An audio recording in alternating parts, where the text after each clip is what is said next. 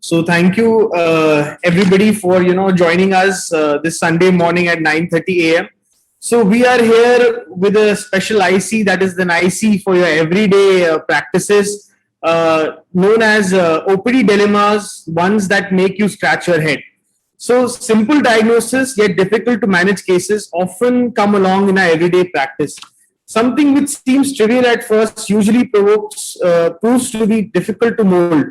The lack of standard management for adenoviral keratoconjunctivitis presents a confusing image. The thin line between the textbook picture to presentation of a dendrite and pseudodendrite is often confusing. With newer ideas springing up, there is an enigma as to what will be the most appropriate way to treat myopia. Corneal edema post cataract surgery is still a nightmare for any surgeon. Management of a bleb after performing trabeculectomy is not everybody's cup of tea. Diabetic retinopathy has ever-changing treatment protocols with newer options. So masters shall decode these perplexities of these simple but difficult diseases. We aim to provide simple and effective ways to better understand them. As a cherry topping, we shall also help guide as to how to deal with the difficult patient and satisfy his or her never-ending curiosity and difficult demands. So we will start off. There's a change in order. I would request Krishna Prasad sir to start presenting first because he has to be somewhere else at the same time. So Dr. Krishna Prasad sir is actually, he doesn't need any introduction. He is the head of pediatric ophthalmology and glaucoma services at the prestigious M.M. Joshi Eye Institute, Hubli, where I did my fellowship as well. He's an alumni of AIMS Tomza Institute, USA. He's also a gold medalist. He has a passion for postgraduate and fellow education and skill enhancement. He is credited with his flagship program, the Eye to Eye with Examinations, which is very popular. He's a distinguished NBE teacher. He's my teacher. And we all love when he speaks and gives us insights because they are really very valuable. Over to you, sir. Thank you, Karan. Thanks for my inclusion. Good morning to all. I think let me start with making a statement. I think we doctors are very strange people. Okay, we always believe in the aphorism that Vaidyo Narayano Harihi to the very letter and spirit. But we also have a sense of infallibility that we cannot go wrong at times. We always do a great job. We always do the right things. Okay, and also nobody, I repeat, nobody can be unhappy with our work. But the reality is something totally different. Okay, when we practice, we do have patients who are unhappy, who are grumpy, who are dissatisfied, who are absolutely, not happy with the work. They don't carry the good word around. And especially in the present times when the commerce has made a foray into the healthcare, which was earlier based on absolute trust and hero worship. Patients are basically consumers. So consumerism has swept into our healthcare in a big way. And obviously, when you are providing a service, there will be always some patients, some consumers who will not be happy with the service, whom we cannot meet their expectations. So you will have some dissatisfied patients, sometimes a patient who can never be satisfied. I think with that, we try to kind of deconstruct the insatiable hypochondriac patient. And Karan has told that these are the things which we scratch our head. I think I have scratched it too much and lost, I think, a little bit of hair for the last 25 years. I think if you deconstruct this, this so-called the insatiable, dissatisfied, never satisfied patient, I think the visual complaints is the most important thing. Many patients, especially the old population, the old age, the patient population, always complain that they can't see well, more so after an operation, after a procedure, after a laser treatment, after an intravitreal injection. It's most common because I've asked my ENT friend whether they bitterly complain about their hearing deficit. It doesn't happen that way. Probably our faculty of vision is probably far more important. The vision blindness is more incapacitating for that age. Probably that is the reason why this is the most common symptom. And most of them forget their age. I think in the treatment of this, we need to really bring them to their understanding that age is also a factor. Like any other, reduction in the faculty, the acuity of hearing or thinking, cerebration, reading speed, their vision is also probably getting affected by their vision, by their age. That is something that sometimes the reading speed or problem in reading is not because of the changes in the retina or the macula or the optic nerve, also in the prefrontal cortex and the visual cortex, which is actually not a part of, what we cannot really do anything about it. I think this is very important. So whenever you do any procedure, like you do a multifocal lens, they probably forget the convenience they got by reading unaided, but also look at only stars, the photic phenomena. So the visual shortcomings are only normally carried to the OPD. They never appreciate the right thing that has happened. And watering and intention, a very constant, complaint of the elderly. They really revel, they enjoy probably complaining that they have watering, they have problems, and most of them are very non-specific and vague. It is something that we all agree that we cannot really fix this problem to its entirety. We cannot satisfactorily cure this watering problem in the elderly. At the same time, it is usually because of the changes in the adnexa, the laxity of the lid or the punctal problems, and the so-called the lacrimal pump has failed because of senility, and the patient keeps on coming. The problems usually because of why the dissatisfaction happens is that normally we do not say this in the first go. We normally try to pass off the patient by prescribing some astringent drops or something else, artificial tears, and patient hopes that probably things will get fixed, and it does not happen. He keeps changing the doctors, eye drops multiple times, which mounts to the position where he really becomes dissatisfied. And my residents always overdiagnose MGD. In fact, in every patient they find an MGD. But at the same time, the other spectrum is we do miss the real MGDs, which are the real culprits for this watering irritation, which is probably to us always a treatable aspect of this constant irritating complaint. I think when you put a multifocal in a patient, whether it is middle-aged or old people, many times if your case selection is wrong, if your pre-surgery counseling is not proper, if you have not picked up those patients whom you should actually put them out of this game, it's a highway for disaster. Okay, it's very important. The most important contraindication, a patient who is hyper expecting from his surgery, asks too many questions, and you find that this patient is neurotic, this patient has many problems in his life and is finding an outlet, and you create an outlet, you create a reason for him to complain, and you kind of take the whole blame later on. So that is the most important contraindication apart from the ocular things which forms the signs. It's a high stake situation, and I have seen, this is my recent experience, patients whom I have done a lot of restores or panoptics or where the packages are much higher, the patients are a lot more unhappier. When I started doing, a lot of biotech trios, and which are the lower package, when the patient pays less, their dissatisfaction levels are little on the lower side. They are actually happier with this multifocality or trifocality. Probably this is where we're missing the thing. The money is something that probably is the underlying thing. The patient has paid a lot of money, he thinks, and that is why they're much more unhappier with the problems. So when you want a lot of things, you will be unsatisfied. The patient wants less, he expects less from an outcome, from the procedure, probably he will be. I think few things are very important. You should always think that there are always some dissatisfied patients. See, when you treat a patient, there are many patients who have a depression. See, their low serotonin is not your problem. They have OCDs, obsessive compulsive disorders. There are patients who are attention seeking. There are patients who are agitated and unhappy in life for many other reasons. So your treatment, if you do not really look into that, that is something very important. And never try to have 100% satisfaction rate. It is something totally unrealistic. It never happens. There are always patients who are unhappy. And I think very important thing is primum non nocere. Whenever you are treating a patient, do not give a bloated, expectations. Always, firstly, do no harm. Don't do a procedure telling that this may work, this may help, especially if it involves a lot of money. And sometimes it gets the other way around. The first thing is don't try to do any harm to the patient if you can't do any good. That will go a long way in preventing a bitter feeling or a dissatisfaction. I think you should start acknowledging your patients and appreciating the satisfied patients to balance the thing. I'll give some 5 tips. I think When a patient comes, you always smile. No matter how grumpy the patient looks when he walks in, you always smile.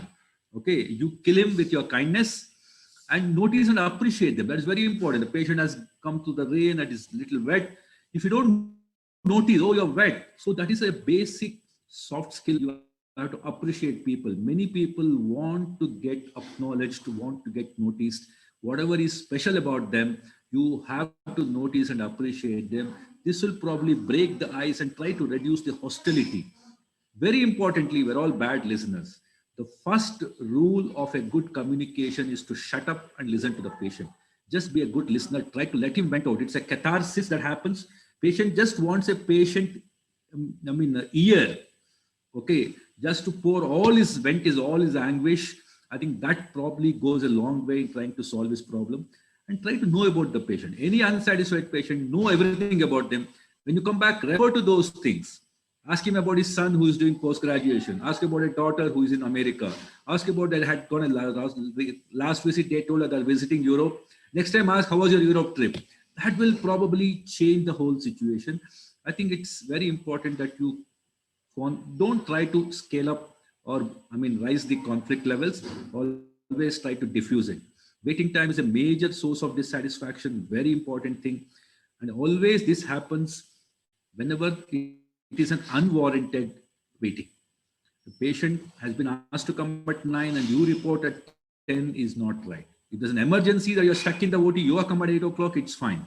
Always explain the patient why the patient is waiting and always create a value. I always ask one golden question to the patient. Even the simple thing like a perimetry, I tell the patient that would you like to have it today or would you like to have an appointment? Obviously, the patient wants to get it done today and go back, especially from an outstation patient. So he will always think that, okay, there may be that for some reason the patient may want to actually go back and come some other time. So without asking that question, assuming that the patient wants everything today, even if you do 100 procedures in a day without explaining and creating a value for it, he will always think that he has been waiting from morning. So that is a very thing. Just tell every patient, would you like to have it today or would you like to take an appointment? That will create a value for waiting for procedures. I think post-op scenario is basically that you create an unrealistic expectation. And it's the mindset I told you, even if you have an endophthalmitis, you can end up a happy patient once things get all right. But patient with a 6-5 vision with absolutely fine thing, patient can be absolutely miserable at the end of the thing. I think this is where you have to be watchful, try to understand their mind rather than just not the eye. I think every patient always, I told you, looks at the negatives of a surgery. Don't look at the positives. A high myope, he's just looking at his near vision problem, not that he's 6'6" unaided. So patient feedback forms go a long way in getting this right. I think the final cut is make a genuine attempt to analyze this standard. Don't brand them as functional patients or hypochondriacs. Interpersonal relationships, soft skills go a long way. And at the end of the day, there are always unhappy patients. Maintain your calm, pragmatism, and equanimity. That is the most vital thing for a happy and a healthy life for you. So thanks for the very patient hearing. Thanks, Karan. Karan, can I say something? Yes. I've been part of this big institutes, but what really prepared me for private practice was Dr. KP Sir's counseling. It was an absolute pleasure standing beside him or behind him and just listening to him counseling the patient for 2 hours. I think you would agree with that, Karan. We have been there and it was really, it was like music to the ears, the way he used to speak, and every patient, even if they have been waiting for 3 hours, they were grumpy. Within 10 minutes, they would be smiling and leaving his room. And I think that is the one thing which really prepared me, after coming back to Bombay. That is what I have just copied and pasted over here. Thank you, sir, for that. I have one question for sir, and I echo your thoughts and the same, sir. So, have you ever faced an unsatisfied doctor patient, and how would you go about it? I think all doctors are basically patients only, and they're impatient patients. Okay, that is the reason. See, every rule applies to every doctor patient also. In fact, they are in the risk population. You need to kind of keep your expectations low. That's why I have operated many doctors, but most of them have done monofocals than multifocals. because I have found them to be happy with monofocals, with monovision rather than a multifocal. And because obviously a doctor, the clarity of vision is more important than the convenience of not wearing glasses. So you need to identify their need, their pursuit in life. At the same time, I think all whatever idiosyncrasies of a patient applies to a doctor. Basically, he's a human being, and at the same time, never try to kind of do a corridor consultation, which will end up in more dissatisfaction. Like recently, I had a patient who just my very senior busy surgeon came with some floaters. I just with a corridor, but I just insisted that he gets a retina. He had a retinal detachment in the periphery. So in the sense, like all this corridor consultation, it should be treated like any other patient. I think then probably you will be having a better outcome.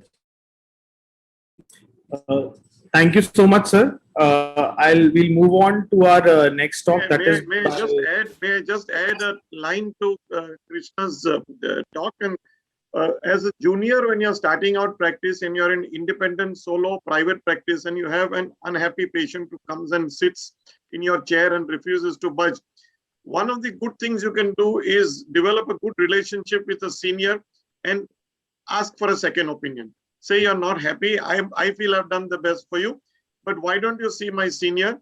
And call up your senior, caution him about this patient, and let the senior handle it.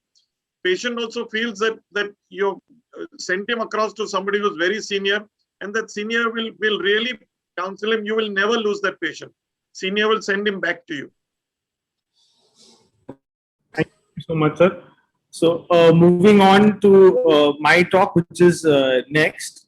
I'll be speaking on adenokeratoconjunctivitis decoded. I'm a consultant at Sitapur Eye Hospital, Cornea Services. So conjunctivitis has been defined as the inflammation of the conjunctiva and is characterized by cellular infiltration and exudation in addition to vascular dilation. It is a significant cause of morbidity worldwide. So it is characterized by the presence of follicles, which are yellowish white, discrete, rounded elevations of the conjunctiva. As you can see in the picture, they appear like boiled sago grains, and they are basically a lymphocytic response, as you can see in the picture drawn over here. So the center is avascular, and the vessels are at the side. And this size of the follicle is generally between 0.5 to 2 millimeters. So adenoviruses are typically DNA viruses and the most common cause of viral conjunctivitis. There are 52 distinct serotypes, and more than 50% belong to the subgenus D.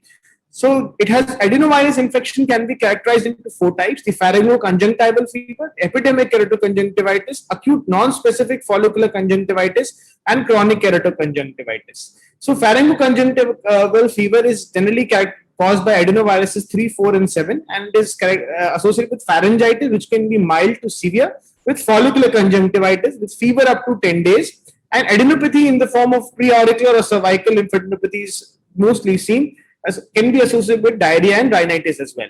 It has small outbreaks with an acute onset, and it is transmissible by 3 routes, that is personal contact, fomites, and swimming pools or ponds. It is highly communicable, and it lasts for about 2 weeks after the onset of symptoms.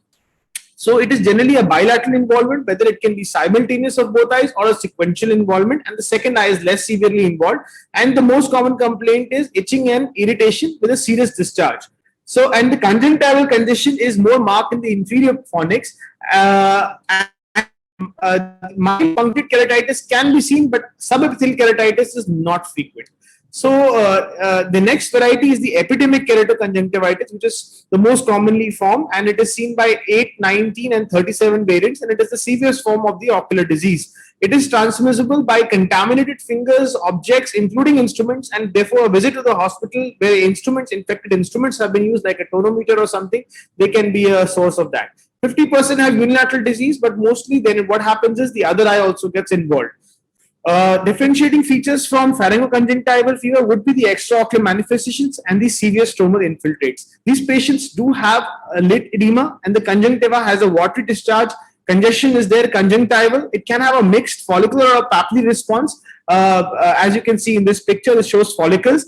Petechial hemorrhages or subconjunctival hemorrhages are characteristic of epidemic keratoconjunctivitis, and so is the presence of true or pseudo membranes. Now, a true membrane is one which bleeds after on touch or removal, and a pseudo does not. earlier on, it was just indicated that chlamydia infections and others were indicated for true membranes. But recent literatures and studies have also shown that true membranes are also seen in case of epidemic keratoconjunctivitis, and they have to be removed. The cornea shows basically 4 phases, where it starts off with the punctate epithelial erosion, which goes on to form superficial punctate keratitis, which forms subepithelial keratitis, and finally these can form scars which are permanent and they don't go. The most important phase that you want to see is this subepithelial keratitis phase, because if it doesn't go, it forms the scars, and this can cause photophobia, which is the most common cause for this, and visual problems for this patient, particularly if it is center involving.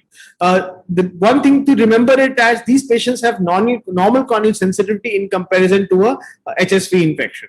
So the next variety would be a non-specific follicular conjunctivitis. It is a milder involvement, and its identification is important, even though it's mild, because they have a virus reservoir and they can help in spreading the disease. Chronic conjunctivitis is caused by adenovirus 2, 3, 4, and 5. It is least common, and they generally spontaneously resolve. The diagnosis is mainly clinical. Laboratory investigations are there. PCR is confirmatory. However, the main diagnosis is based on clinical features. So clinical features can be made into mild, moderate, and severe categories. The mild forms is generally diffuse congestion or a conjunctival congestion with follicular reaction majority with a plus minus papillary response. Moderate would be a subconjunctival hemorrhage or a petechial hemorrhages along with the presence of membranes. Severe forms would be the SPKs and the subepithelial keratitis or infiltrates phase. So the goals of management in such a case would be symptomatic relief, minimize the spread of infection, shorten the duration of infection, complication management, and also prevent the further the visual function. So the treatment is generally symptomatic relief with artificial tears and cold compresses. Some people do use nafazoline and topical antihistaminics. Oral analgesics are definitely given because there is lid edema, particularly in cases of EKC, and you need to give something like a diclofenac, which helps to relieve that edema and also gives a lot of comfort to that patient. Dark glasses because of photophobia and all the situation, and also preventing the spread of the infection to the others. So therefore, dark glasses are supposed to be given. To minimize the spread of infection, this is very important. You need to counsel the patients and their family members so that they avoid the personal contacts. They wash their hands properly after touching the eyes or putting the drops, and they have to avoid sharing towels, pillows, or any personal item that is contaminated by the ocular secretions, and they should also be told not to rub their eyes. However, any discharge that can be cleaned off with wet wipes or something like that. To shorten the duration of treatment, ganciclovir ointment has been used. However, the results of the studies have been not statistically significant, and it is therefore not used in practice. There have been promising results of the use of providine iodine with dexamethasone, but it needs to be further validated. It is not routinely used. Coming to complication management, membrane removal is extremely important, because if you don't do it, there will be conjunctival scarring, synglepharon formation, and corneal ulceration can also take place. So it causes a lot of discomfort. So topical steroids are definitely indicated in such cases. But to preserve the visual function, particularly in the subepithelial infiltrates or the subepithelial keratitis phase, you need to give steroids. People can start with low frequency steroids, low potent steroids like loteprednol or fluorometholone, or you can even give prednisolone or dexamethasone. However, you need to monitor the IOP. There is people have started using tacrolimus also for this phase, or cyclosporin drops. However, I have no further experience. One thing is, if a contact lens user, they must stop using contact lenses and change them also. So the role of steroids is definitely controversial. Early symptomatic, because it gives early symptomatic relief to the patient. It can worsen the underlying infection, so therefore close follow-up is warranted. Animal model has shown prolonged viral shedding with the use of steroids. However, it is not known in humans. The raised IOP is always a problem, and therefore low potency steroids people are using. In my preference, in my practice, I do use steroids from day one, whether it be SPK, SEK, or whatever phase it is there.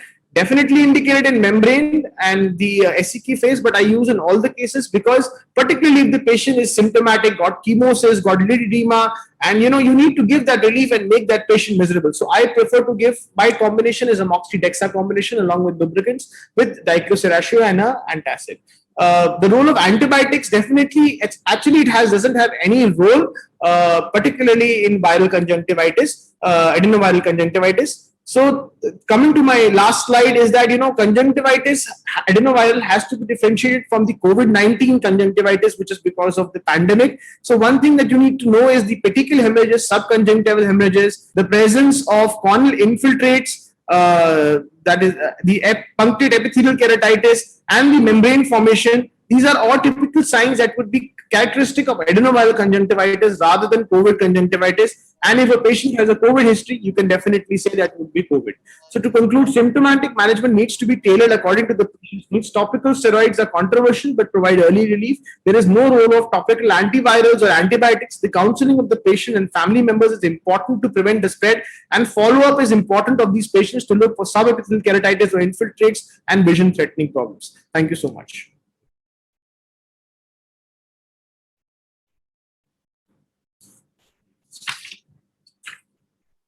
So, without wasting any more time, I would like to move to our next speaker, Dr. Quresh Muscati sir. So he also is someone who doesn't need any introduction. He is a legend in the field of ophthalmology.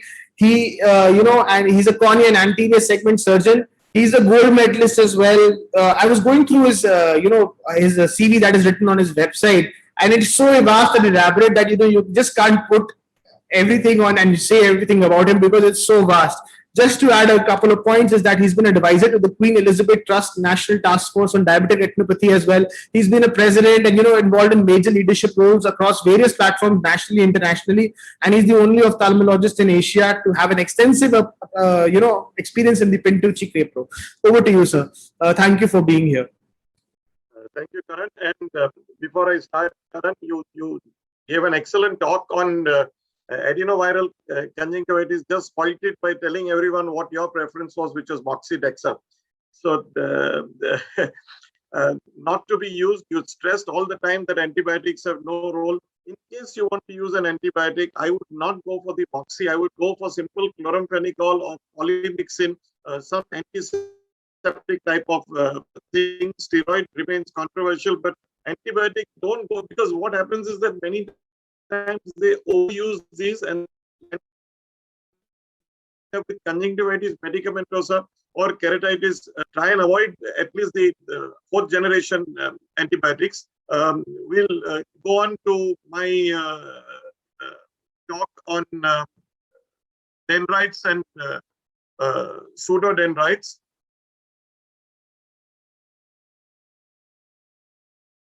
So am I full screen?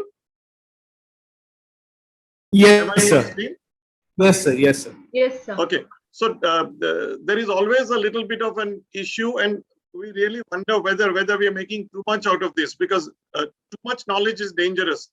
If most of us have never heard of pseudodendrites and we treat the patients with a dendritic picture with antivirals, we are usually doing no harm, because most of the time you will be right and they will be dendrites, because these pseudodendrites are not as common.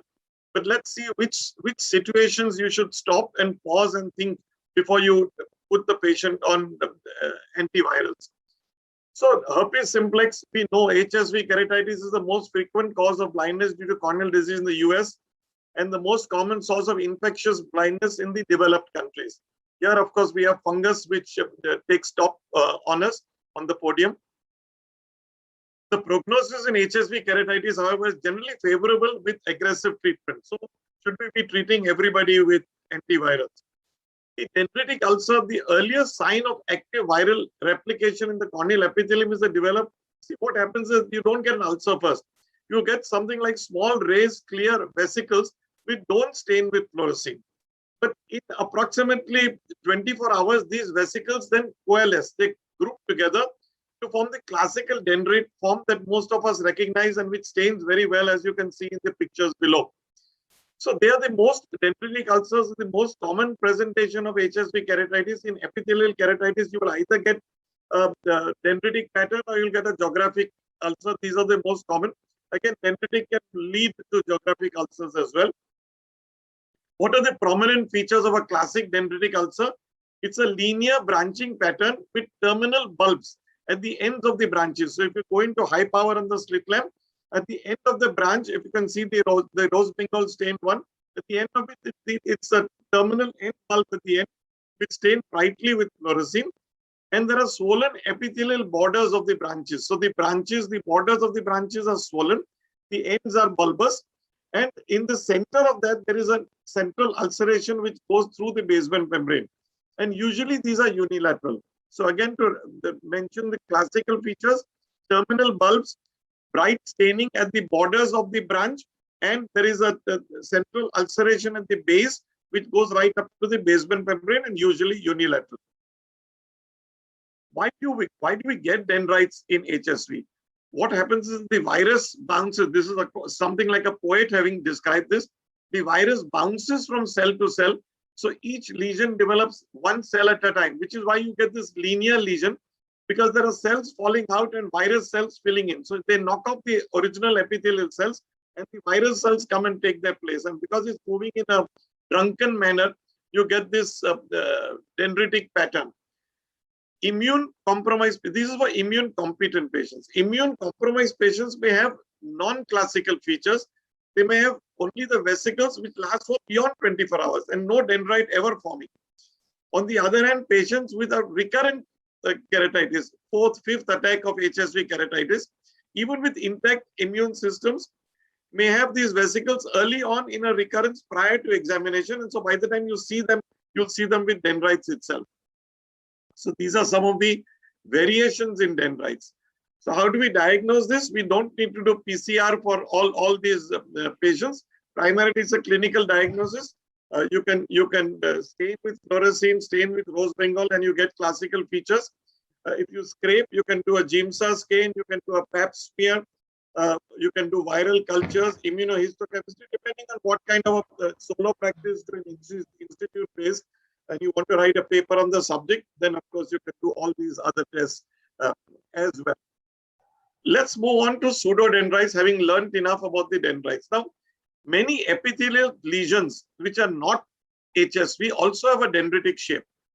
Although most of these lesions are therefore called pseudodendrites. Pseudodendrites is a basket or a waste paper basket diagnosis, I would call. First, we misdiagnose everything as HSV. There are shape differences between these dendrites. They are subtle, but they do exist. Let's see if we can find out whether there is some difference clinically. So as I said, it's a waste paper basket diagnosis. Herpes zoster can give you something like this. Neurotrophic epitheliopathy, which comes after an HSV infection is long since gone away. Acanthamoeba can mimic anything. It can mimic fungus. It can mimic the viral, so you can get pseudodendrites there. An epithelial defect which is healing can give you a sort of pseudodendritic pattern. Typically, a nail injury, which is their fingernail injury in a zigzag manner, sometimes might mimic a pseudodendrite dendrite as it's healing. And of course, a recurrent erosion syndrome. So it's a bit of a misnomer. We call them pseudodendrites just because their origin is not herpes. They're actual dendrites.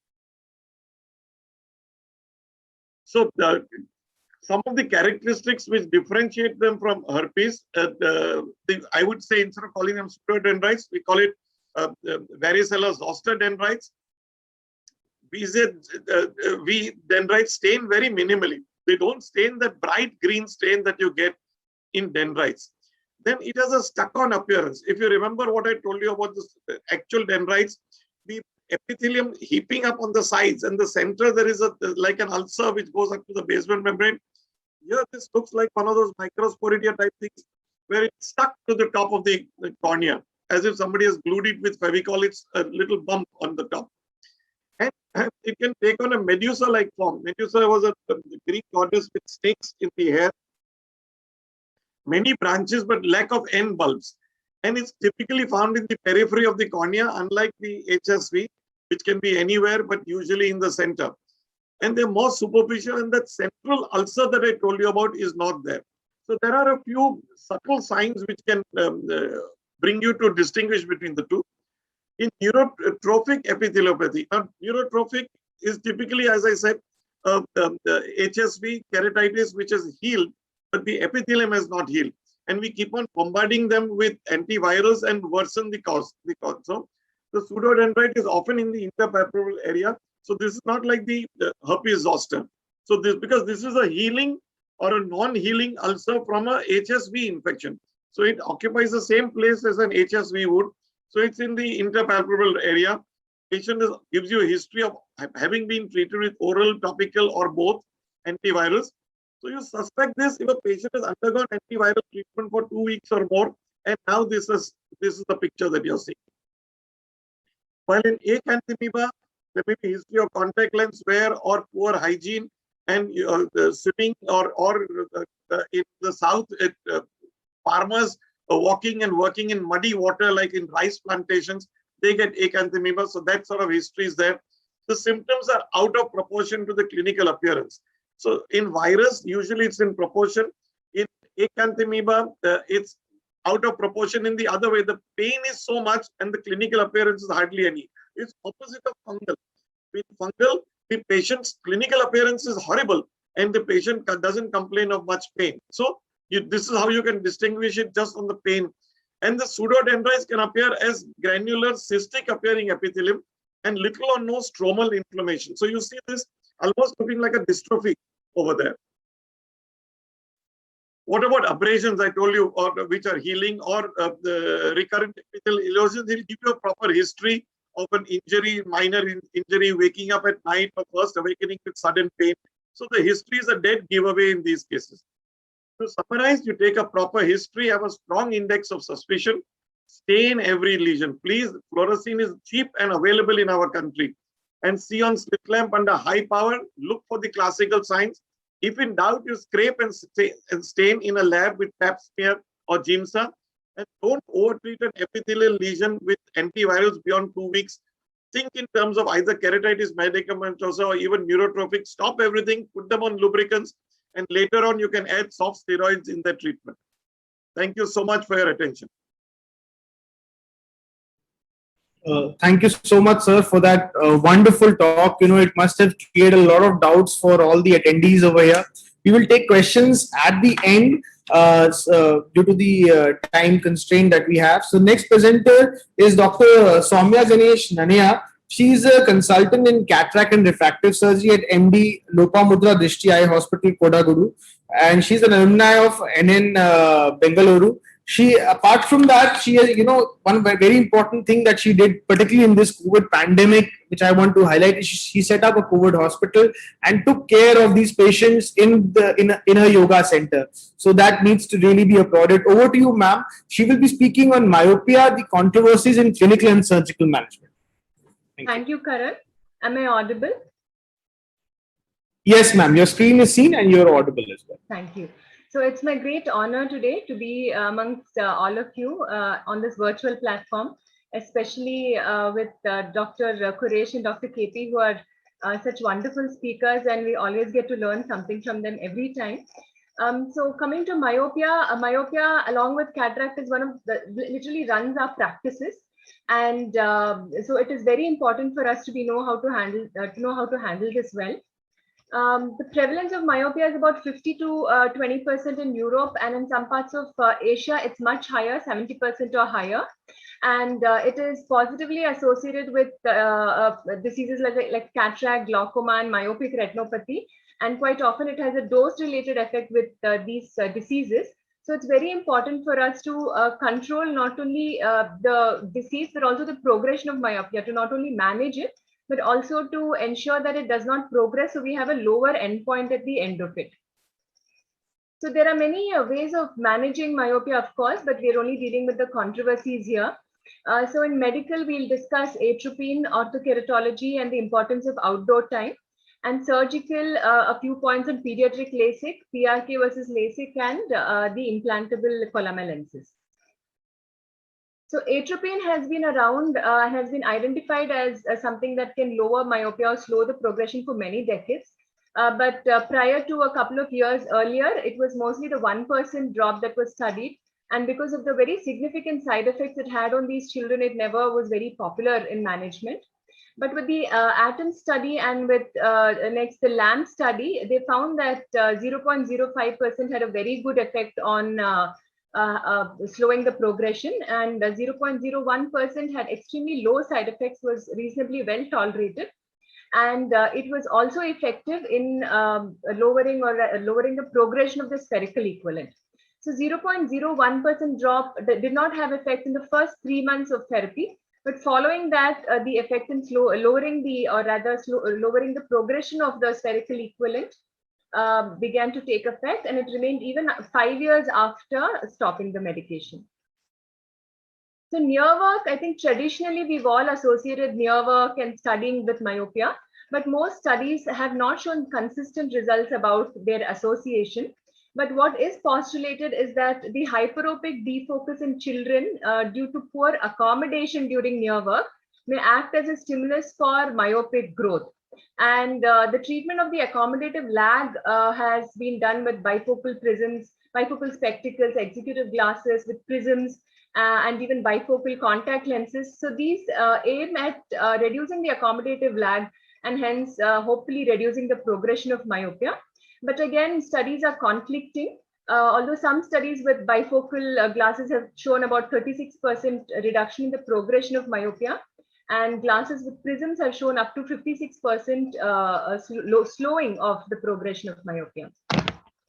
So once outdoor time is adjusted for near work, it was found that near work itself didn't contribute as much to the increase in myopia.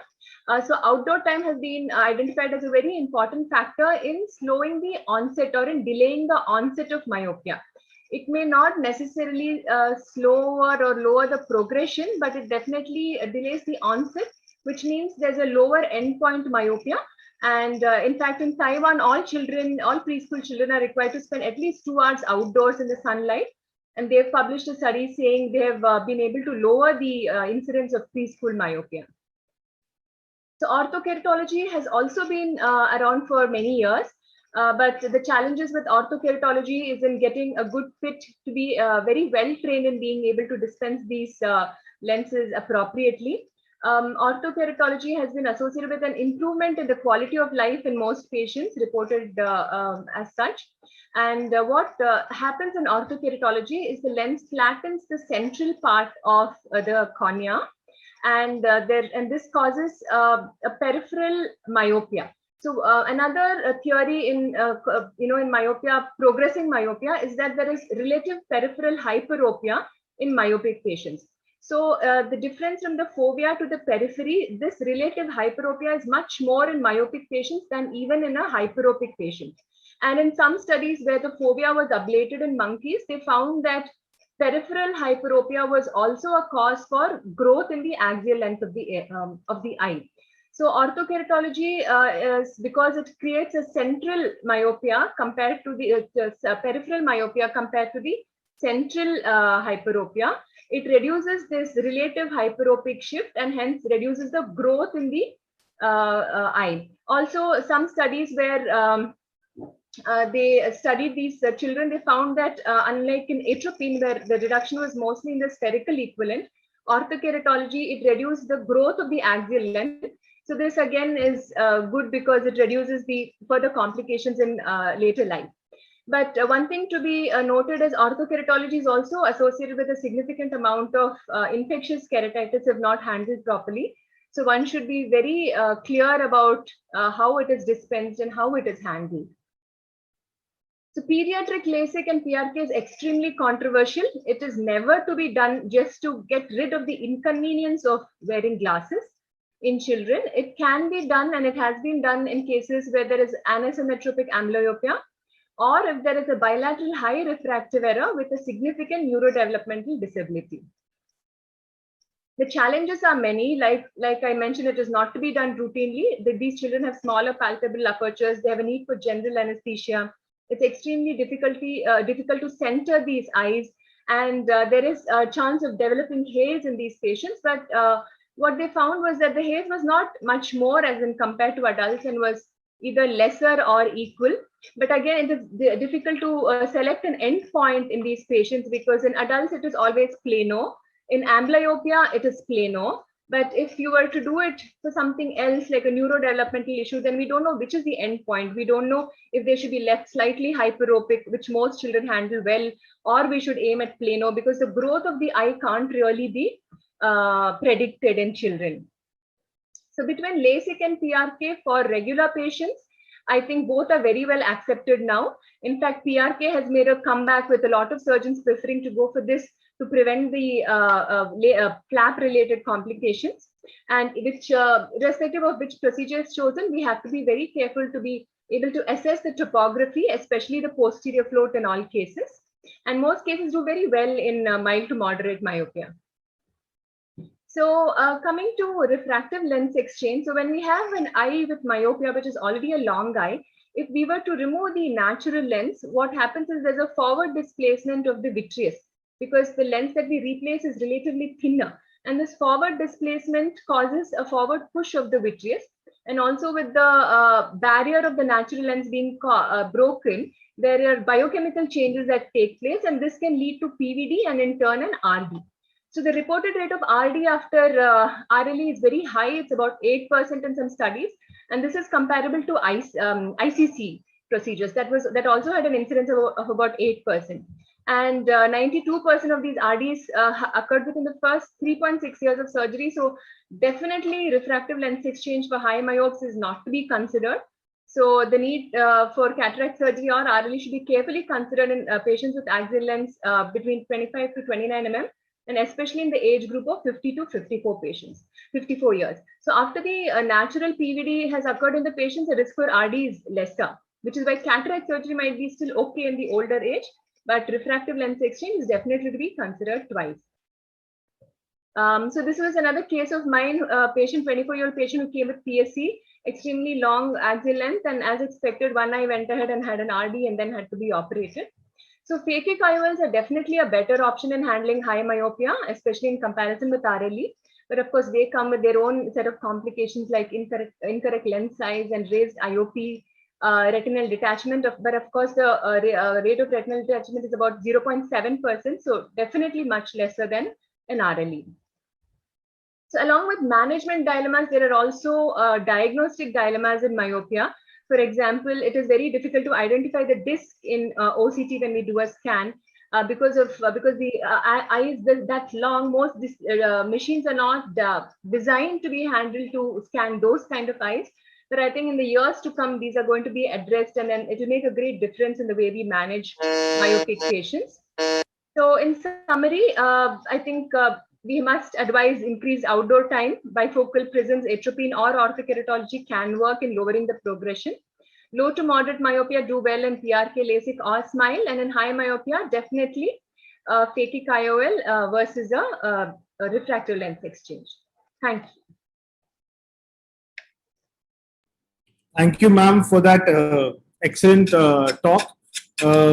We'll take the questions at the end of all the talks. So next we have Dr. Indravar Mishra. He is like an elder brother to me. He is a glaucoma, cataract, and anterior segment surgeon at Bhala Netralaya Super Speciality Eye Hospital, Mumbai. So he'll be speaking on trabeculectomy done, how to manage. Now, over to you, sir.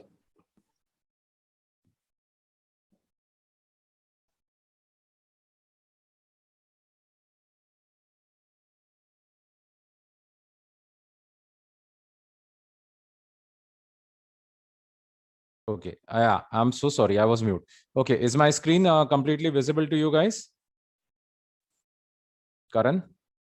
Yes, your screen is visible and audio is also there. You can. Okay, thank you. So my topic for the day is once trabeculectomy is done, how to manage now. So most of the times what happens is, many of the general ophthalmologists are now developing more confidence and they are performing trabeculectomies themselves. So once it is done, TRAB is relatively very simple. I mean, I used to be scared of TRAB, and Dr. KP sir was the one. He said, "Arey, ye kya hai?" And just 2 surgeries down the line, I was actually very confident of managing the TRAB. But the post-operative management is what is most important. See, what happens is we are trying to go against the mighty nature. We are trying to create holes where there are supposed to be none. So expect the body to react. It is going to try and close the sclerostomy. So how do you proceed with the management of a failed bleb? Recognize the failure. You should understand, once you look at the case, you should understand that the bleb is failing. There are various grading scales. There are various methods by which you can assess the bleb morphology. They are mentioned. I won't go into the details of these. OCT based assessment is currently the best way to understand and identify the early left failure. But if you don't have the OCT, don't have the advantage of having an OCT which can view the anterior segment. Simple clinical techniques can help you in diagnosing the early failure. So a favorable bleb is something which looks like this. It should have microcysts. There should be paucity of vessels, a diffuse drainage, and a moderate elevation.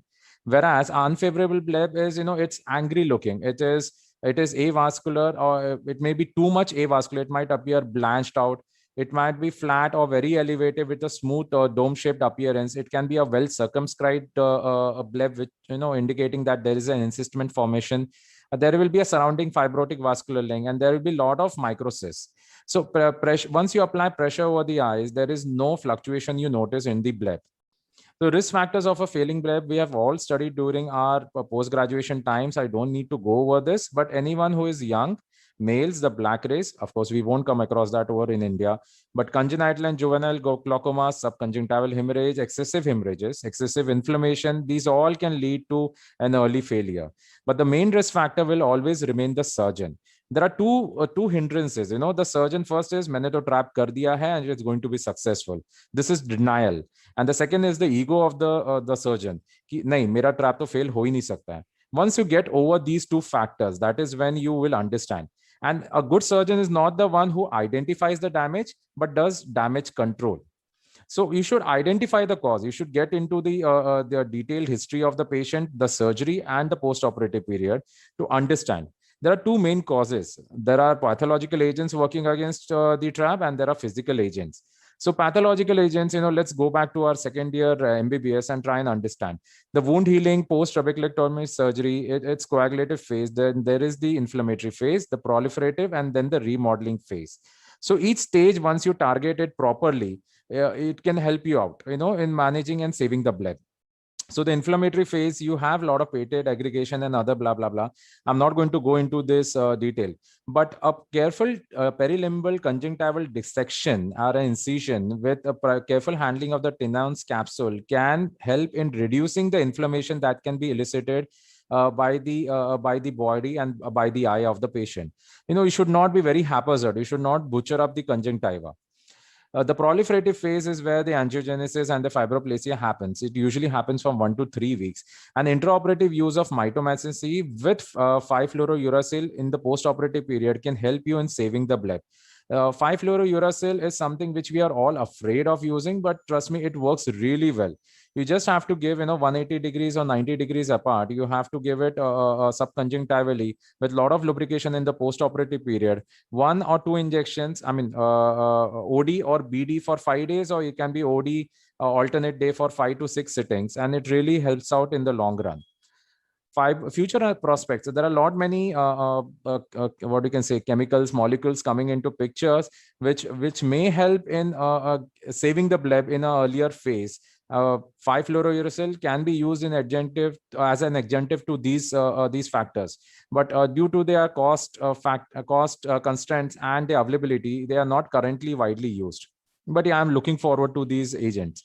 Then the maturation phase is when there is a shift in the collagen, which happens from 4 to 6 weeks, and bleb needling or revision is the only thing that can actually save the bleb. So the courtesy for this video goes to Dr. KP sir. Bleb needling is a very simple technique, usually done under topical anesthesia in cases where the patients are cooperative. All you need to do is, my video is clear, right, Dr. Karan? It's playing well? Yes, Yeah. it is. So you just go with a 30G needle, you inject a little bit of lignocaine in the subconjunctival space, then you bend the needle and at least 6 to 7 mm away from the limbus. Go there with the needle, the sharp edge, you start breaking the adhesions, the fibrosis. Preferably, it should, if you have done the trap yourself, you would know where the flap is going to be, and you go near the flap, trying to break the adhesions and raise it slightly. Some surgeons, they become a little overzealous and they go into the anterior chamber. It depends upon the number of weeks that have passed and the amount of failure. bleb needling, if done properly, once or twice. No, I would suggest only once with 5-fluorouracil in the post needling phase can work really well. Now, the physical causes can be blockade of the internal ostium or the external ostium. Internal ostium, if there is a blood, you can simply use plasminogen activators. If there is the iris, which is iris which and vitreous blocking the internal ostium, in those cases you can simply use a YAG cap, not YAG cam, I'm sorry, YAG laser to disrupt. In case of a vitreous, energy will be required will be lesser. In case of iris, the energy would be higher. Preferably, our argon laser would be a better in cases of iris. Rather than breaking it up, you should make it contract. An internal bleb revelation is sometimes required, but you need a direct gonioscope for this. Obstruction at the external ostium is a scleral flap. This is commonly the most, it is the most common cause, a tight or excessive sutures. There is a role for bleb massage, laser suturolysis, releasable sutures, or adjustable sutures. But bleb massage, suture, laser suturolysis, these are little complicated and ungraded methods. So I would suggest that everyone should learn how to put a releasable or adjustable sutures. Again, the credit goes to Dr. KP sir. I was able to record this video with his help. There are many types of releasable adjustable sutures. There are many modifications which are available over the internet, but this is the one which I have been following. And this is, you have a distal end and the proximal end, there is a loop. So you can simply use a earbud over the transconjunctivally. You can just kind of, nudge it so that it can become loosened out. And what I am doing right now is the distal end, I keep it subconjunctivally over here, and it protrudes out in the post-operative phase. So if I'm unable to loosen it up with an earbud, I just simply pull onto it, and the suture comes off. Now, once you have done the release, the next thing is to restore the bleb function. Forming the bleb is very important. Now, there are various techniques. You can simply press onto the upper lid, or you can press onto the lower lid. It can be done by you every day, or the patient can be taught himself or herself to do it at home.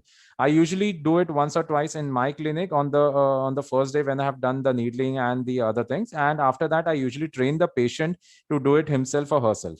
I just tell them, even if it, your vision decreases, or if there is too much of egress of the aqueous, you can just simply close your eyes and lie down for 2 hours, and the vision will be restored. So take home message is, failures are part of the game. Glaucoma is essentially a surgical disease. So train yourself to handle it. Take guidance and help from experts and perform a meticulous surgery. Always have a plan B. Use of drainage devices or referral of the case to your senior in time can really save the patient's eye. Glaucoma, there are two schools of thoughts, where one school, people say that it has to be managed with topical medication for as long as possible. And then there is another school of thought where people say you should operate once there is a 0.6 or 0.7 cupping and the IOP is 24 with maximum medication. So I'm a little more aggressive. I tend to operate these cases, save the eye while you can. So thank you. Thank you, sir, for that wonderful talk. I'm sure a lot of people's doubts would have been cleared with this.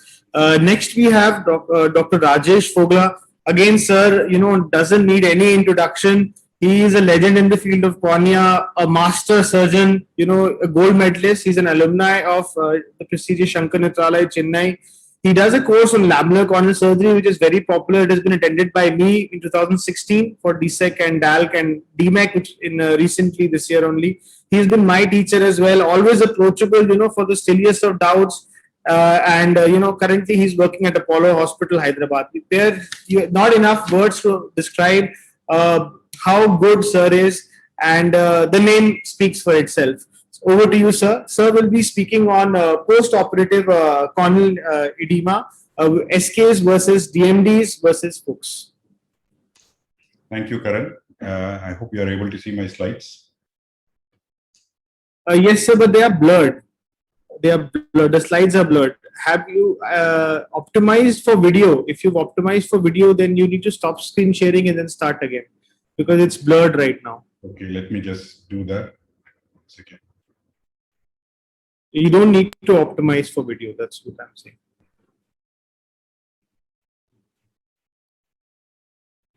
Yes, sir. Now it's clear. Now it's clear? Okay. Thank you for that advice. when you talk about corneal edema post-cataract surgery, is basically an undesirable complication. Nobody wants to have a patient looking like this on day one post-operative. So there are preoperative risk factors. The most common is if there is already a pre-existing compromised endothelial function, the common of which is Fuchs endothelial dystrophy or posterior polymorphous corneal dystrophy. You can have the same with ICE syndrome, glaucoma, long-standing uveitis, or any prior corneal trauma. If you fail to recognize these kind of changes pre-cataract, then you're more likely to face with the post-operative corneal edema. So it's important always to dilate the pupil and on retroillumination, look at the reflex from the cornea. You might be able to pick up the cuttage changes. The other preoperative risk factors, which are related to the hardness of the cataract, the depth of the anterior chamber, and how much your pupil dilates. We know that if you have a harder cataract, or if you have a shallow anterior chamber, or if you have a non-dilating pupil, you're likely to have a more prolonged and traumatic surgery, which can be detrimental to the corneal endothelial cells.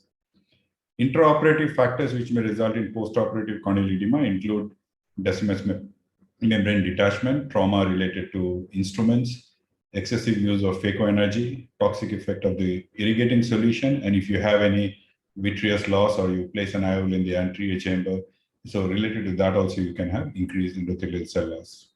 Post-operatively, again, you can have raised IOP if you have a persistent DM detachment or you have vitreous that is touching the endothelium, toxic anterior segment syndrome, endotheliitis. If you have hypertonic wound leak, that also can result in corneal edema and chronic inflammation, especially from retained nuclear fragments. Let's look at some of these causes. Striate keratopathy is maybe the most common, usually seen with hard cataract and prolonged surgery. This used to be quite common when we started off with learning phaco with the Universal One phaco machine, which did not have as good fluidics as what the modern day phaco machine has. So we used to see striate keratopathy and we used to assume that this is normal and this will resolve over a period of next few weeks. So here you have corneal edema. There is minimal inflammation. The IOP is normal. The edema is usually located centrally. And if you use frequent steroids and some hyperosmotics, this resolves over a period of time. DM detachments can be focal or total. Focal are usually close to your main incision or the side ports. Usually occurs if you have used blunt instruments, and sometimes if you hydrate and if your fluid has gone into the plane between the Descemet's and the stroma. Sometimes you can have DM detachment away from the main incision or side port due to direct trauma with the instruments. You have corneal edema, eye is usually quiet. You can use an anterior segment OCT for easy diagnosis. If you have planar detachments which are not separated greater than the corneal thickness, you can observe them, but do a serial anterior segment OCT to see whether they are progressively worsening. If you have progressive worsening, you can inject air or 20% SF6 to reattach the DM. But make sure that you keep the pupil dilated and avoid a pupillary block. That's just to show you the anterior segment OCT images of the DM detachment. Toxic anterior segment syndrome results in a diffuse corneal edema associated with a lot of pigment dispersion. The pupil can be mid-dilated and fixed. And there is inflammation, but it is usually restricted to the anterior segment and is often associated with raised IOP. Here, you have to differentiate from endophthalmitis, either infective or viral. The medical management is usually steroids to control the inflammation, use hyperosmotics and IOP lowering agents.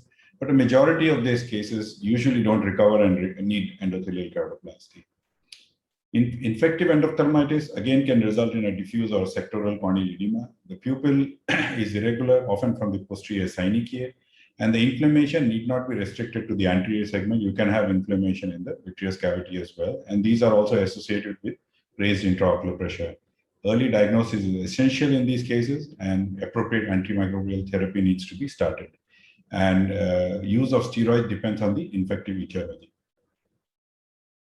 The retained nuclear fragment is again something that results intraoperatively. If you have a small non-dilating pupil, you can get the lens fragments, which can get either trapped behind the iris or subincisional, and then you may miss it intraoperatively. usually results in an inferior corneal edema with some amount of persistent inflammation and a raised IOP.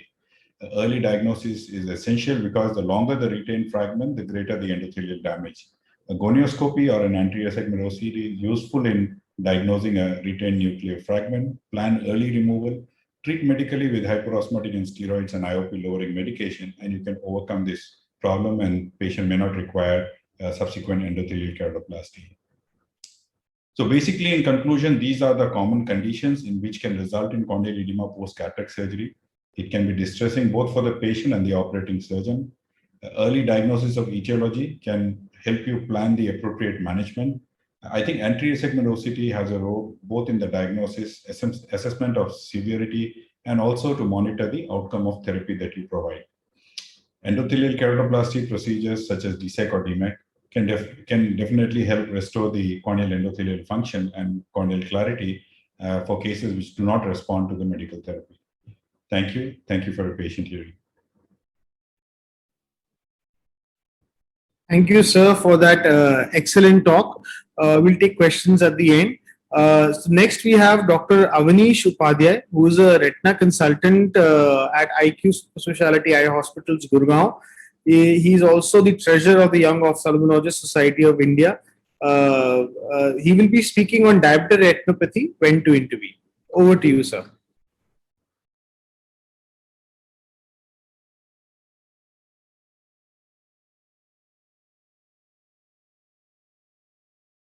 Yeah.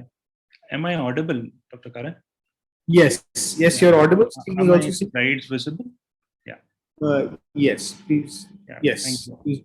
So, thank you, Karan, to have me here, and it's a privilege to be among the stalwarts in the field of ophthalmology.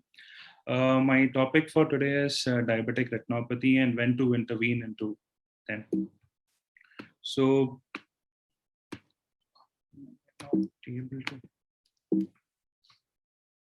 Click with the mouse on your screen. Yeah, it's working. Is it better now? Yeah. So to start with, it is estimated that by the year of 2040, we'll have around 60 crore people in worldwide will have diabetes, of which 40 to 50 crore people would be actually in low and middle income countries like ours. We know that diabetic eye disease is the most common microvascular complication of diabetes. Patients who actually have PDR or diabetic macular edema, if they are not treated well, they would actually end up with blindness. And it is actually postulated, or it is actually present, that 1 in 3 patients who have diabetes, they actually have diabetic retinopathy, and of which 1 in 10 of the patients with diabetic retinopathy will have the blinding disease, that is PDR or a diabetic macular edema. So just a perspective, if for a timely intervention of for timely intervention with patients with PDR and diabetic macular edema, we can actually prevent blindness in up to 98% of the patients. And we should, the pillars would be to make patients aware about it, to do a good screening, and then to refer a patient in timely intervention. We all know that diabetic retinopathy basically happens because of longer duration of diabetes mellitus and poor systemic control of sugars, blood pressure, and blood lipids. If we can control all this, we can definitely prevent diabetic retinopathy progression. But then again, still the patient can develop diabetic retinopathy. What happens is, most of the times we have patients, we tell them to have a good control of sugars, pressures, and lipids, and they say that we will not develop diabetic retinopathy, but that is not true. You can actually prevent the progression of diabetic retinopathy, but the patients may develop diabetic retinopathy in the future. So we have patients where we have done a very good cataract surgery, and 5 years, 10 years down the line, they actually have diabetic retinopathy. So we have to call those patients yearly for examination to rule out if they have diabetic retinopathy or not. Secondly, one thing is most important, the blinding disease, the PDR and the DME, the patients may actually not experience any visual symptom loss. So we have to tell them that this is a condition which requires intervention lately, even if you don't have visual complaints. Now, before going into these screening of these patients, we should know what we are looking at. So the classification is there. There is basically the non-proliferative diabetic retinopathy and the proliferative diabetic retinopathy. The non-proliferative being there is no presence of neovascularization, and then we have in that mild, moderate, and severe. Mild is basically there is presence of only microaneurysms. The moderate ones, which we can see in the lower column, where you see presence of microaneurysms along with hard exudates, hemorrhages, or cottonwool spots. A severe NPDR is slightly confused with PDR, and there is a mixture of like either ways. So a severe NPDR would be presence of moderate NPDR, and there would be presence of hemorrhages in all the quadrants. There would be definite venous bleeding. That is the 4-to-1 rule which we are talking about. So intraretinal hemorrhages, venous bleeding, and presence of IRMA. So if you have these, that is severe NPDR. A PDR is definitely a patient when the patient has neovascularization. You have to look in for neovascularization at the disc or elsewhere. You have to look in for these pre-retinal hemorrhages. A lot of times we actually end up with patients who have a hemorrhage which looks like a dot and blot hemorrhage. Normally those dot and blot hemorrhages are in the intraretinal space. So if you see a blot hemorrhage or a very big hemorrhage which is obscuring a major vessel, that is a PDR and not a severe NPDR. Because these patients may end up late in your for referral, and they may actually end up with more complications. Now, the newer classification basically talks about, earlier we used to have the ETDRS classification now, but along with that, now you have the diabetic macular edema classification, where basically they talk about macular edema which is present central involving and non-central involving. Non-central involving is basically there is presence of retinal thickening of the macula, which is not involving the central subfield zone. That is the first 1 millimeter of the fovea. Similarly, a central involving DME will be having presence of retinal thickness involving the central subfield zone. Now, once you know what diabetic, if you are able to classify a diabetic retinopathy, then it comes the screening part of it. For screening, you have to understand that it is very cost effective, and one needs to do a vision of the patient with either pinhole or refraction, and one should do a dilated pupil examination. You can take up a photo which can be sent to your retina colleagues or maybe to your peripheral center accordingly, and these can be done at CAMS, vision centers, and clinics. This is a rough algorithm to see and when to refer a patient. So a patient who has a very good vision of better than 612 and he has no diabetic retinopathy, we can call the patients routinely 1 year and so on. If the patient has a poorer vision of worse than 612, and if there is presence of mild to moderate NPDR, you have to send the patient for further evaluation, but it is not urgent. That is up till 3 months you can send these patients. But if the patient has severe NPDR, diabetic macular edema, or a PDR, it requires an urgent referral. So here you can see another, when do you re-examine these sort of patients? So a moderate NPDR would be roughly 6 to 12 months. A severe NPDR would be less than 3 months. A PDR would be less than 1 month. And all these patients are to be referred. A patient who has diabetic macular edema, if it is involving the center involving, then the follow-ups are 1 month, and for these patients also urgent referral is required. So once a patient has been referred to an ophthalmologist or retinologist, these are the things one should look into apart from visual acuity, that is intraocular pressure, to a gonio to rule out any neovascularization, slit-lamp microscopy, and fundus examination. Along with that, one should do a fundus photography and an OCT to see for diabetic macular edema. FFA is not a compulsion, but can be done in case of doubts or if you have to rule out any macular non-perfusion. So these patients are followed up again for severe NPDR less than 3 months, for a PDR less than 1 month, and you have to consider PRP in these sort of patients. And if you have a center involving DME, you have to do either lasers or anti-VEGFs, and the follow-ups are 1 to 3 months. Now coming to the management, if a patient has a PDR, you definitely know the standard treatment is PRP as of now.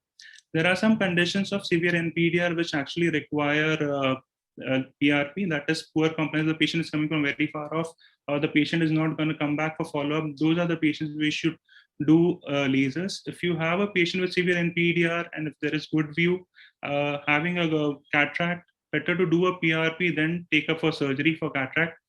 or a pregnant female who is actually having a severe NPDR, you can actually do a laser.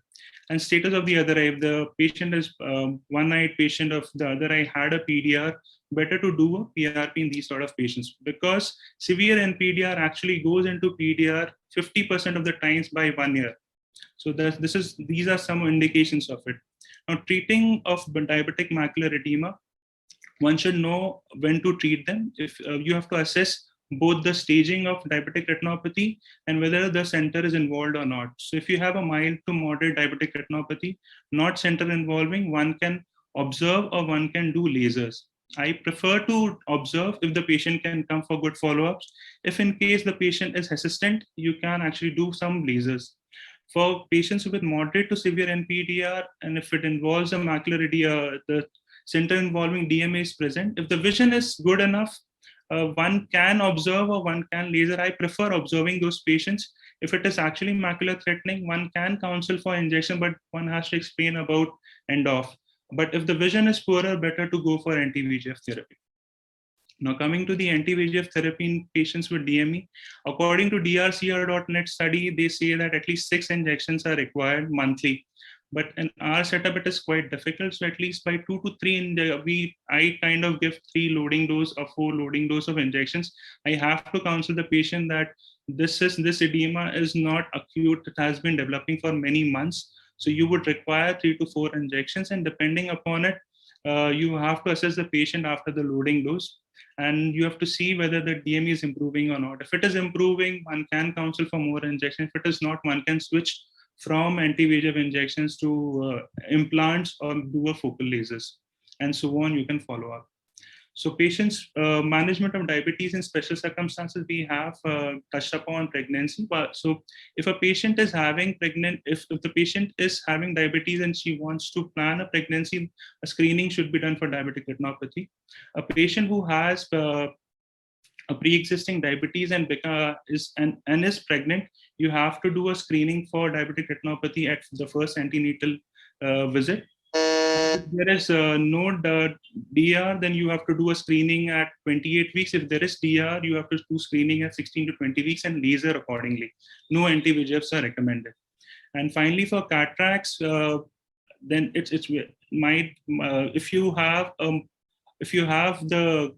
severe or a PR, a severe NPDR or a severe NPDR or a PDR, you better treat the retina first and then take it for cataract surgery.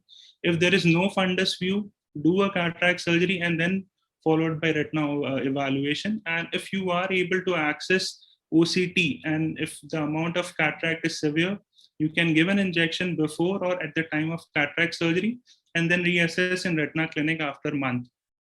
So to conclude, patient education is most important in these sort of conditions. One has to explain to them that timely intervention is required, even with good vision and no ocular symptoms. One has to have strict systemic control, and patients who do not respond to your therapy or if there is a failure of treatment, vision rehabilitation is to be done.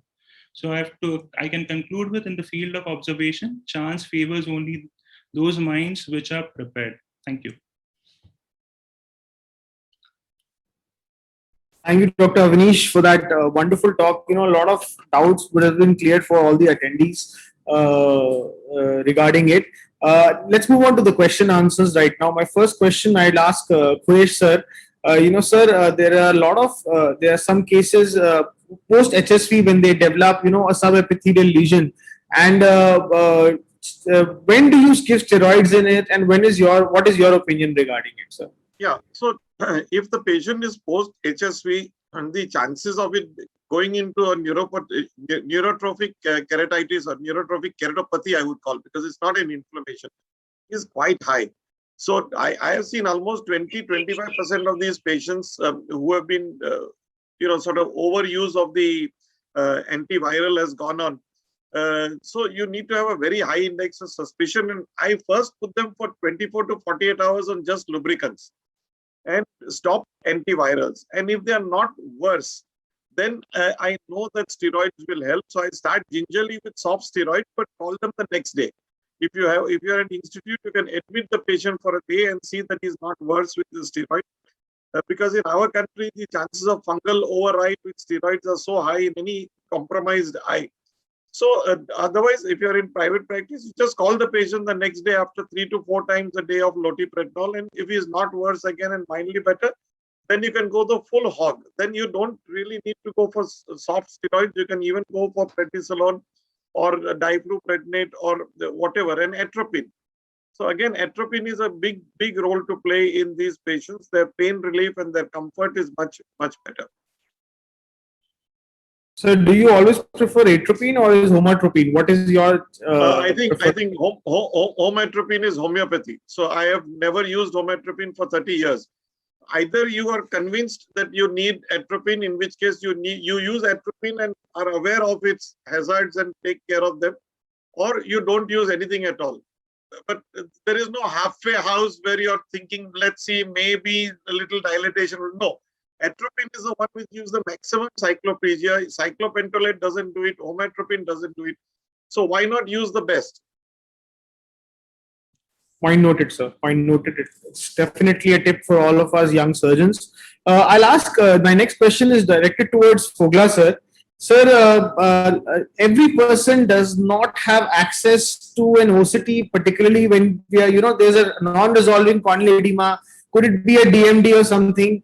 But everybody doesn't have access to an OCT. So how can a general ophthalmologist in the OPD without an OCT diagnose a DMD? But I'm pretty sure every city, there will be somebody who has an anterior segment OCT. Because no matter how well you can examine on slit lamp, it's sometimes very difficult to see behind the corneal edema. And I think if your management options can change, you may have a DMD which can be simply managed by doing a rebubbling or placing an air or gas bubble in the anterior chamber versus sending the patient away for a corneal transplantation. So, it's important that this should be identified. So even if the treating surgeon does not have an anterior segment OCT, they can definitely get the test done elsewhere and look at the report and then decide what needs to be done further for the patient. Sir, another question to you is, for a case of Fuchs dystrophy, would you prefer to do a sequential surgery or a combined surgery? I know you would do at the same time. What would you recommend guidelines for junior surgeons? If you're, there is a study where they looked at cataract surgery in Fuchs dystrophy, and 640 microns was the cutoff. So for patients who had corneal thickness more than 640 microns when they did the cataract surgery, almost 23% of the patients subsequently required a corneal transplantation. And the patients who had a corneal thickness less than 640, only 2% of them required a corneal transplantation. So for me, I think you can use 650 microns as a borderline cutoff because normal pachymetry can be up to 600, 610 microns as well. And besides that, look at the endothelial cell count. If the cell count is more than 800 to 1000, then, and you have basically the type of cataract. If you don't have a very hard cataract, you have a well-dilating pupil and you have sufficient space in the anterior chamber, then doing a cataract surgery alone using the Schaff cell technique, you can get away without having a corneal decompensation. Thank you, sir. My next question is to Dr. Soumya Ganesh. Ma'am, their PRK is, everybody's coming back to PRK as you had said, but it is associated with haze, particularly when you go for the higher powers, even though when we're using mitomycin C. So what is your upper limit, of myopia that you would use do PRK in?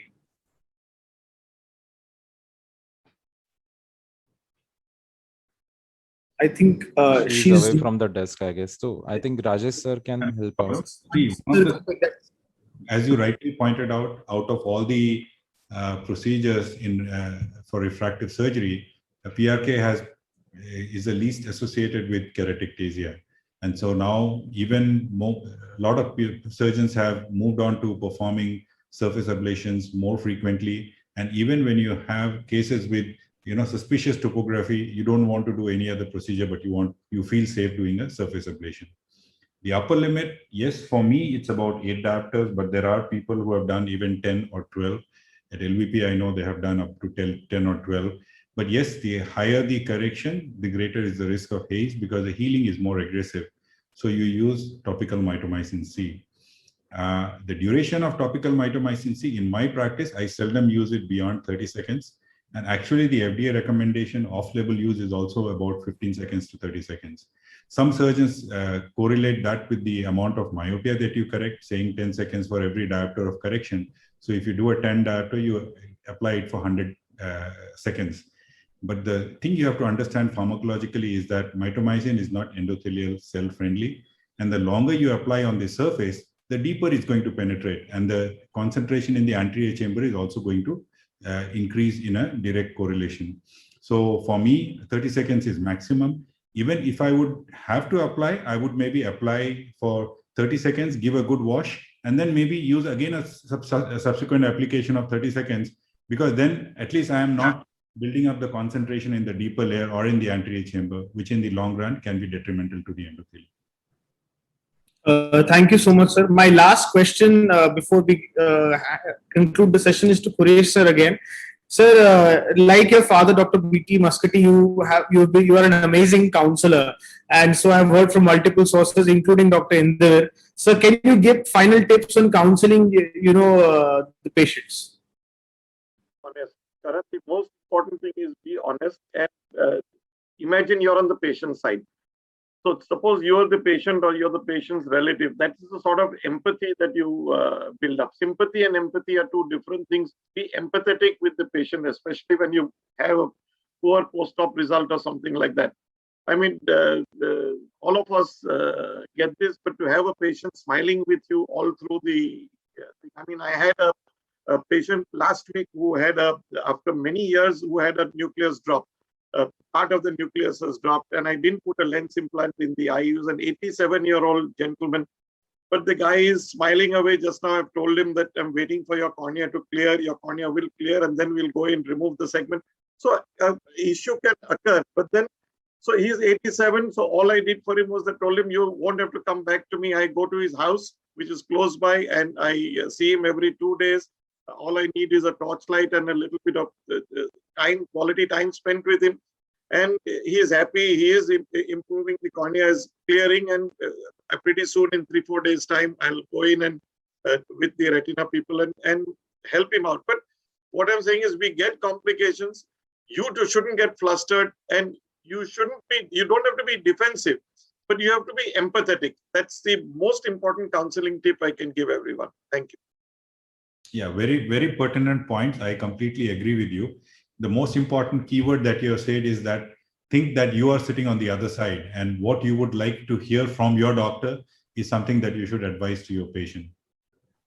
And in this present era, when you have so many things available for you to document, whether it's photographs or OCT or ultrasound scan, explaining the patient really helps things. Then the patient does not go around everywhere asking as to what could have gone wrong. If something goes wrong, but you hide it and you try to keep saying everything is okay, that is where things start going south.